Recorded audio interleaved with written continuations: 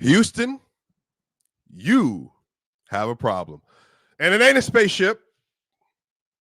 It's not an asteroid. It's called Jokic and Murray.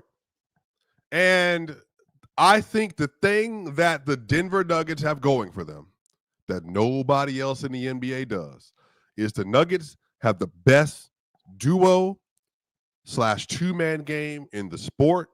And when it's money time, when it's crunch time, when it's winning time, when it's the end of a second quarter, when it's the top of a fourth quarter, when it's the last 5 minutes of the game, when it's overtime, the Nuggets can do something nobody else can do. And that is why they have a great chance to win another NBA title this season. Y'all, this is Swiper.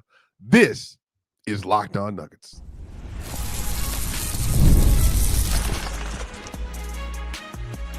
You are Locked On Nuggets, your daily Denver Nuggets podcast. Part of the Locked On Podcast Network, your team every day. What's going on, y'all? Welcome to Locked On Nuggets. This is your daily Denver Nuggets podcast. I am your host, Swiper. So glad to be here with you today as we celebrate yet another Denver Nuggets win. Your Nuggets 128-125 over the Houston Rockets. And man, oh man, when I tell you that there are levels that this team is able to get to that are going to truly put them in spectacular position this year, we got to talk about it. We got to talk about the bench. We got to talk about Spencer Jones. We got to talk about all the things that are making this Denver Nuggets team so great. But y'all, it's going to be a great episode. Make sure you're all the way tuned in. Make sure that you get comfortable as well. But today's episode brought to you by FanDuel. If you want to be right in the middle of the action this season, visit FanDuel.com and place your NFL live bets all season long. As we're coming off a Denver Broncos win, 11-game win streak, 12-2. Oh, my goodness. More and more to get into, y'all. So, the Denver Nuggets, man, they're special. They are special. I think, man, this team, they're continuing to find ways to win depending on what's thrown at them. And yesterday, they were at a disadvantage in some ways. They were at a disadvantage. No Aaron Gordon, no Christian Brown, the Rockets, no Torrey Eason. So the Nuggets were in a situation where they're like, all right, we're going to put wings on the floor, Peyton Watson, Jamal Murray. We're going to have Spencer Jones and Cam Johnson on the floor. And then we're going to make it work with Tim Hardaway Jr. and Jonas Valanciunas and Bruce Brown and Zeke Naji. That's our 9-man rotation. We'll get it sorted. 5 minutes into the game, Peyton Watson goes down with a lower body injury. And it just looks like, are the Nuggets going to have enough? Will they be able to put enough defense together? And what I'll say is they really had to force a lot of effort defensively yesterday, because what happened is when Peyton Watson went out, they then basically went Jamal Murray, Tim Hardaway Jr., Cam Johnson, Spencer Jones, and Jokic. Now, that is a far cry from Christian Brown and Aaron Gordon and Peyton Watson defensively. So then what they had to do, they had to really jungle up just exactly the kind of looks they were throwing at the Houston Rockets. And it's not like it worked well every time. The Rockets scored pretty well yesterday. But what happened is that the Nuggets then had to do 2-3 zone. They had to take Jokic off of Şengün, because what was happening is when they were playing pick and roll, and then Jokic would come to the level, Şengün was getting these great easy looks towards the rim, and it was either going to be a Şengün finish or it was going to be somebody off in the corner, Josh Okogie, Jabari Smith, Reed Shepherd. So what they did was they put Jokic on Amen Thompson, even though Jokic had a little bit of foul trouble yesterday, which he ended up fouling out of the game, because what they wanted to do was not only to get him off of Şengün so he could guard Amen and be off the off-ball shooter, but what happened is now if we switch and we get a mismatch, well, Jokic, now you can kind of play the in-between man between Amen Thompson and the dunker spot and Alperen Şengün, and it worked. Again, games are won on a possession-by-possession basis, and Jokic yesterday had multiple deflections at the rim on alley-oops. He had 2 stocks and 2 steals yesterday. So they didn't have the best defensive game. But what they did do, they made timely stops. And in particular, David Adelman really tried to find ways to mitigate the pressure that the Rockets were putting on the Nuggets by forcing these switches, but also Şengün going downhill, seemingly having a free run at the rim when they played at the level with Jokic as the man on Şengün. But what made last night so special, you all, is this fact. The Nuggets have the best two-man game in the sport. Now, you might look at it and say, okay, Jokic, best in the world. But Jamal Murray, is Jamal Murray in the conversation for one of the best players in the world? And what's happened this year is Jamal has gone from being a very nice player, like a key contributor in the league, to, if you look on certain sites, certain analytics, Jamal Murray has moved into the tier of, this is an all-NBA player this year. And when you look at Jamal and Jokic, when they play together this season, a plus 15.2 net rating, a 132 offensive rating. 132. That's phenomenal. And what's happened is that they've been able to build another identity to this team other than just, hey, Jokic, go make everything happen. Jokic, go score. All this stuff. But now they're in a situation where Jamal has taken such a crazy leap where he is truly in a place where the Nuggets feel so comfortable putting him in isolation situations, lineups that are slanted defensively, to where now they're in a situation where they can have defenders on the floor like Peyton Watson and Spencer Jones and not have to necessarily worry about like how they're going to generate offense. It's honestly been great this year. I love the fact that Jokic and Murray, their synergy is so potent now, where both of them together have become almost indefensible. But now, when they're apart, the Nuggets have established a new identity with them. And this year, Jamal Murray, when Jamal Murray's on the floor without Jokic, the Nuggets have a plus 6.7 net rating this year. Plus 6.7. Jokic on the floor without Jamal Murray this year, they have a plus 6.9 net rating this season. So they have been able to manufacture defensive and offensive identities around both players. And yesterday, what you saw is that when Jamal, when he gets an island now versus Şengün, he's cooking. When Jamal gets an island versus a guard that's smaller than him, he's cooking. He put Reed Shepherd on the block to start overtime yesterday for just like a patented Kobe fadeaway. He got Şengün on an island 3 separate times, got a step back 3 on it, got a layup, and then got fouled and sent to the foul line on another. They have just become to the point where you have to have multiple defenders at all times keyed in on what exactly Jamal's doing on the floor and what Jokic is doing. And if you ask me, in my estimation, Jokic was good yesterday. He was really good. But he wasn't like phenomenal. Jokic on the box score had 39 points, 15 rebounds, and 10 assists. He had 25 points in the second half yesterday. In the fourth quarter yesterday, Jokic had 12 points, was 5 of 10 from the field, and was 2 of 4 from 3. Jamal Murray in the fourth quarter yesterday had 8 points. They had 20 points between Jokic and Murray in the fourth quarter, 20 of 28 points.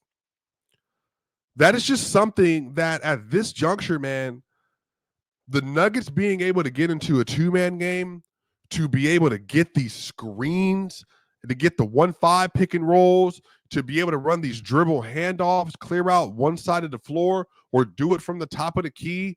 Like, it is just an elite synergy. And I'm going to talk about Spencer Jones a little bit later. But the fact that they're able to create these looks in the middle of the floor, and now Spencer Jones and Tim Hardaway Jr. and these other players, the fact that they're loaded into the corners, they just have these wide open looks that is changing just how you guard Denver and just how potent their offense is. And what I will say last year, the difference between this team and this year is the bench. The difference between this year and last year is that they have more players that are able to fill more roles. And now that's made them so much better across the floor. So truly, man, the Nuggets, man, they have moved into a place where I think that their two-man game has become so utterly potent that teams are now pre-rotating help at Jokic on the regular. And if you don't do that and you leave Jokic at the top of the key as a three-point shooter, he's shooting 43% from three this year. And then you got Jamal Murray shooting 44.7% from three this year. It's unreal.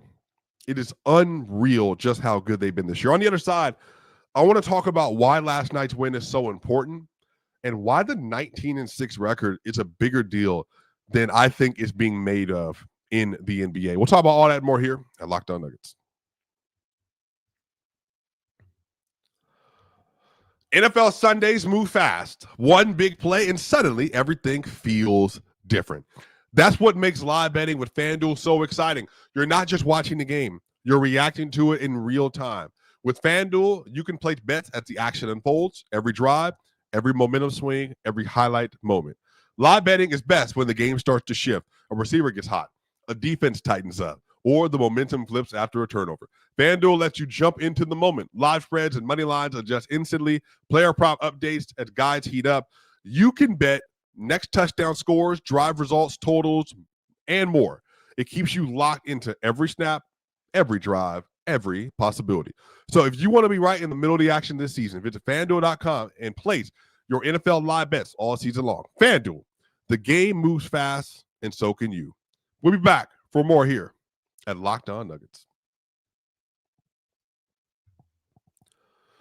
Welcome back to segment 2 of Locked On Nuggets. Hope you're having a spectacular day. This is your host, Swiper, talking about the Denver Nuggets versus Houston Rockets and why the two-man game for the NBA in the NBA with Jamal Murray and Nikola Jokic is the best that there is. There's nobody else that is like them. Make sure, if you're watching this on YouTube, make sure, like, share, and subscribe. We're on the way to 15,000 subscribers this year. If you're listening to this on Apple iTunes and Spotify, give us a 5-star review. That way more and more people can listen to the great content being made here at Locked On Nuggets. Also, thank you for making Locked On Nuggets your first listen every day. And thank you for making Locked On the #1 sports podcast network. You already live your team every day. Now take it up a level and go ad-free. Join the Everydayer Club and get Locked On Nuggets with no interruptions, members-only Discord access, and more, all for just $5 a month or $50 a year. So go to Locked On Nuggets or check the link in the show notes to learn more. Again, y'all, thank y'all so much for joining us every single day here at Locked On Nuggets, y'all. So let's get to it. So the Denver Nuggets, they're continuing the cruise. They're continuing the win. They're continuing to take care of business. But why? How? They don't have two of their starters. They're missing Peyton Watson. And even still, they're able to find these ways to win. And it's impressive. It's more impressive than I think people are giving it credit for. I would have you know, ladies and gentlemen, everybody that's in the chat, do you know that the Denver Nuggets are on pace to win 62 games this year? Say it again. The Denver Nuggets are currently on pace to win 60 games this year. That is phenomenal. Phenomenal. And to boot, the reason why this is even more impressive, the Nuggets are now 9-3 without Aaron Gordon this year. 9-3. You just imagine last season what it was like when they didn't have Aaron Gordon. Oh, let's look at it. Last year without Aaron Gordon, the Nuggets were 17-14 last year. 17-14 in 31 games. We're 12 games into this absence without Aaron Gordon, and the Nuggets already have 9 wins. And I want to give a lot of credit to Spencer Jones here, because Spencer Jones is a two-way player, and he has truly developed into a player that the Nuggets absolutely need in order to have a competent defense this year. And one of the things that he's added to this team is that because they have a plus defender on the floor, but also somebody who can finish and who can score, it's really allowed for their offense to keep humming. So this year, the Nuggets are shooting very well from the three-point line. On the season now, the Nuggets, when you look at their offensive numbers, they are currently shooting 40.0% from three on the season. That's second in the NBA to the Milwaukee Bucks at 40.5%. 4. The Nuggets volume, it's also up there. They're 22nd in volume of threes this season. So they've increased their threes and they've increased their three-point shooting. Now, the reason why this is important is because Spencer Jones this year, he is only shooting 1.7 threes a game, but he's making 45.7% of them. Nikola Jokic making 43.3% of them.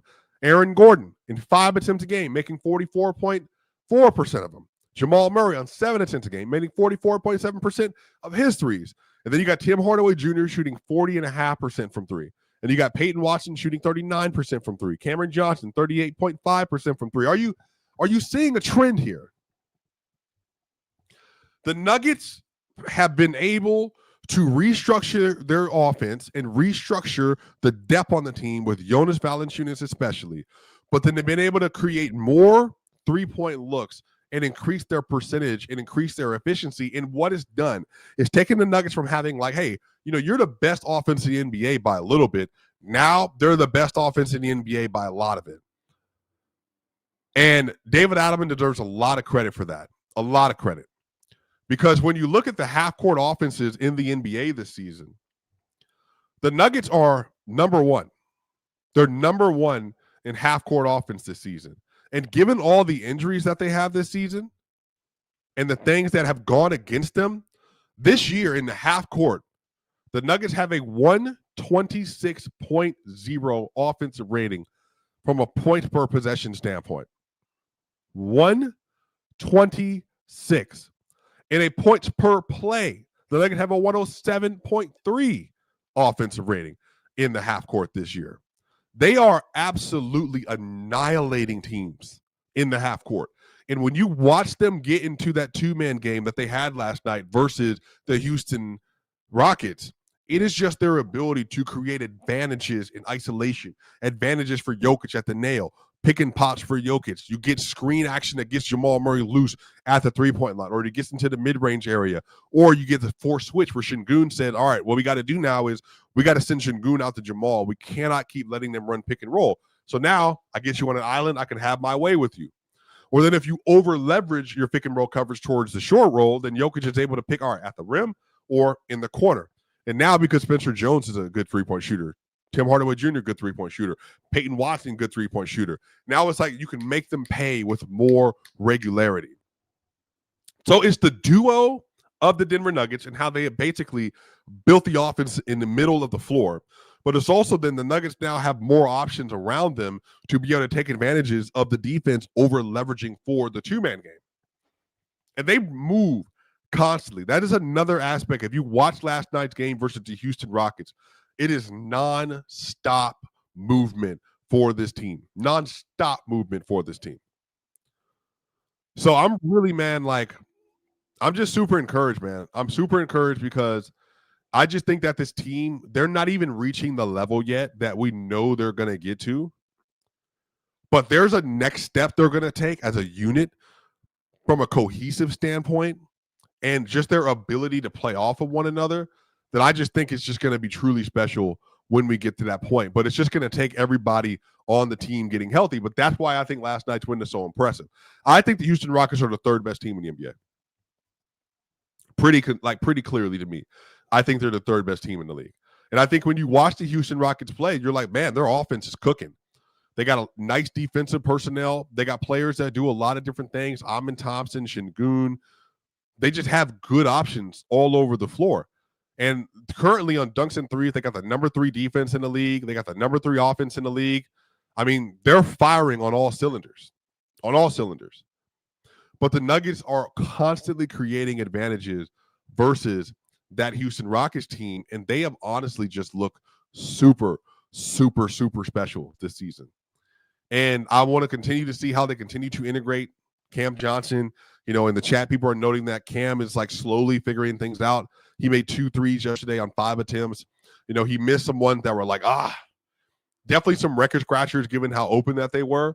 But it is this, though. Like, I do think Cam, he is kind of figuring out what his lane is supposed to be on this team. But I think the difference between him and Porter, you know, Porter last year is just a hunter. Like this year, the reason why Porter is good right now with the Brooklyn Nets, it's just he's constantly hunting shots. Cam is just not the same. Cam is trying to be a play finisher. Like in the first quarter, Okogie falls right on the ground. Cam has a wide open three, and he just bricks it.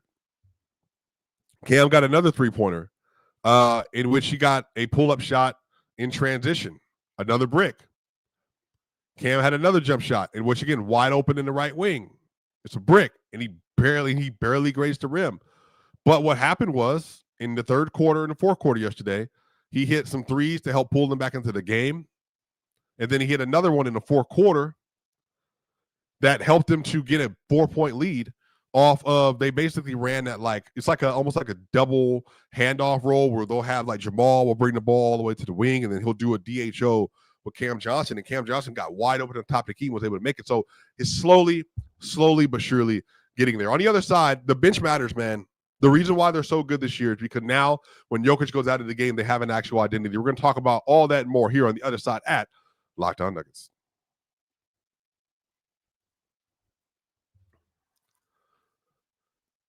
Y'all, I'm telling y'all right now, the holidays always show up faster than we expect. And if you're putting together gifts, last-minute decor, or getting your home ready for guests, Wayfair has you covered. Whether you need a quick room refresh, new bedding, or those final seasonal touches, Wayfair makes it easy to get what you need fast. Wayfair truly is your one-stop shop for everything home, with decor, furniture, kitchen essentials, and gifts for every style and every budget, all delivered quickly and easily. The selection is huge. Bedding, decor, kitchen gear, kids' room updates. I was able to find everything in one place. Also, no massive delivery fees, no stress. So get last-minute hosting essentials, gifts for your loved ones, and decor to celebrate the holidays for way less. Head to wayfair.com right now to shop all things home. That's WAYFAIR.com. Wayfair, every style, every home. Also, y'all know what time it is, man. When Skims announced they were making underwear for men, the reaction made perfect sense. People have been talking about Skims comfort for years. Most guys, though, stick to whatever they've been buying since college. The same fits, same waistbands, that roll, and a whole lot of settling. Skims Men changes that. One upgrade, and it's obvious why everyone has been talking. Now, my favorite pair is the Stretch 5, okay? What stood out right away is the fit in the fabric. It's soft, supportive, and comfortable all day. Now, whether you're working, traveling, working out, or just hanging out at home, these feel better than anything you've used before. I love the way they feel. Again, you can wear them when you work out. You can wear them through your day. They just feel good and you feel comfortable. So shop Skims Men now at skims.com. And when you place your order, choose podcast in the post-purchase survey and select our show from the dropdown to let them know that we sent you. Plus, the Skims Holiday Shop is open. So if you're looking for the perfect gift this season, Skim has you covered. We'll be back for the final segment here at Locked On Nuggets. We are back here for the final segment of Locked On Nuggets. Hope you're having a great, spectacular, wonderful day. Man, y'all, it has been such a refreshing feeling this year to know that when Jokic goes to the bench, more times than not, they can find a way to stay afloat.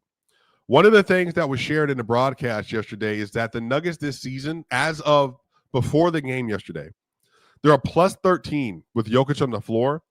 But when you look at Jokic off the floor, they're only a -1. That's incredible, y'all. That's great. That's phenomenal. That makes a huge difference for the rest of this team and just how good they are. And I think if you look at this team and you look at why they're performing like a 62-plus win team this year, you can really just kind of point to that. When Jonas Valanciunas came in the game yesterday in the second quarter, he got a two-man game going off where he just started hitting bucket after bucket after bucket. He had 6 points. 6 points.